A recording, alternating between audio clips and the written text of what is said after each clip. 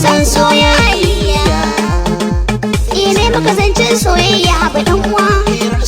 Ka bani abinci a baki ka ban kofin ruwa. Taho mu yi wasa mu tsalle a cikin ruwa. In na gama ɗauke ni mu je kofar ruwa. Ni muka alƙawari ba za ka rasa ni ba sabuwar soyayya.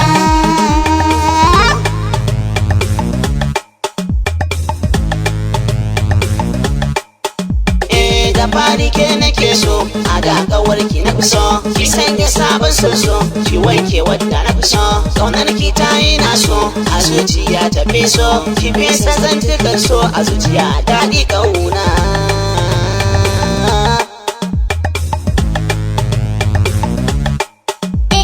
To ni ina da zantukan soyayya, sannan ina da kyau gani mai kunya, gidan ma an saka ni kan tarbiyya, gare ka zana yau sukar da ka juya.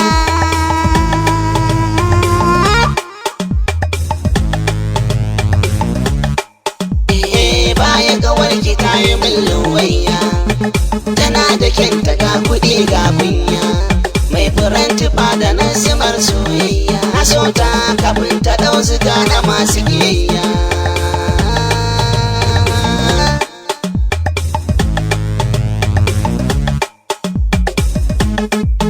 Soyayya da daɗi, lafazin ka yana da garadi, ƙaunar ki nake zumuɗi, ke ce mai sa nishaɗi, domin ki nake ta kauɗi, zancen ki yana da daɗi, shi ke da zabalbala cikin ruhi na ke ne buradi.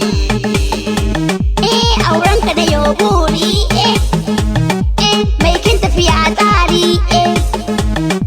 na zo karɓar story, ka faɗa mini don tori, kai ne zaɓi na kairi, na san ba wani sharri, da masoyi zo ka tarbe domin kai ne